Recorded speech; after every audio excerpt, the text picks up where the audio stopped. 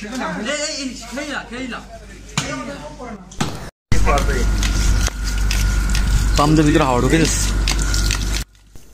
আলাইকুম, সবাইকে নতুন ভিডিওতে স্বাগতম। সবাইকে কোরবানির শুভেচ্ছা জানাচ্ছি।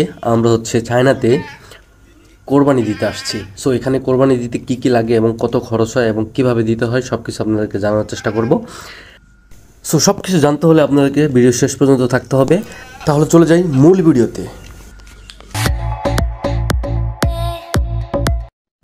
আমরা 5 জন বাঙালি আসছি। আমরা চলে আসছি ছাগলের খামারে। ছাগল এখান থেকে চুজ করতে হবে। দেন আমরা একটা ছাগল চুজ করলাম, এম লেখা যে ছাগলটা, এটা চুজ করলাম। দেন আমাদেরকে হেল্প করতেছে পাকিস্তানি 2 ভাই।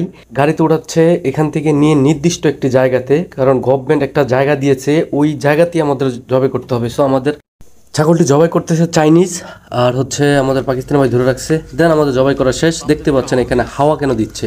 হাওয়া দিলে তো আপনারা সবাই জানেন একটু চামড়া মাংস থেকে চামড়াটা আলাদা হয়ে যায়। দেন খুব সহজেই আমরা খালটা মাংস থেকে আলাদা করতে পারবো।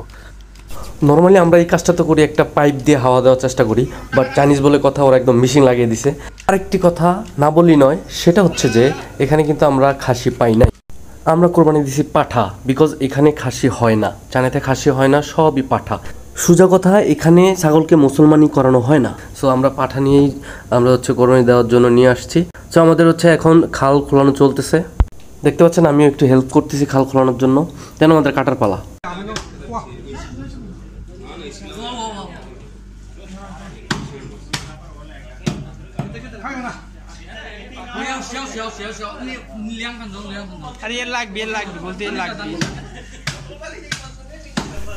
চাইনিজ দেখলেন আমাকে হেল্প করতেছে, বিকজ ওর ছুরিটা লাগবে, মানে রান্দাটাও লাগবে। রান্দাটা খুবই সুন্দর, পাতলা, কোপ দিলে চলে যায়। সো একটু শিখেও দিল, আর আমি বললাম যে আমার একটু সময় লাগবে, দাঁড়াও, হয়ে গেছে। সো আমাদের এটাই লাস্ট রান ছিল কাটার। ও আচ্ছা, আপনাদেরকে খরচের ব্যাপারটা বলা হয়নি। আমাদের এই ছাগলটা খরচ পড়েছে প্রায় বাংলাদেশে 30 থেকে 35 হাজার টাকার মতো। সো আমরা তো খুব এনজয় করলাম এটাকে, আর আশা করি যে আপনাদের অনেক ভালো লাগছে। আর যারা এখনও চ্যানেলটি সাবস্ক্রাইব করেননি, তাড়াতাড়ি সাবস্ক্রাইব করে ফেলুন, বিকজ এরকম ভিডিও আরও পাবেন।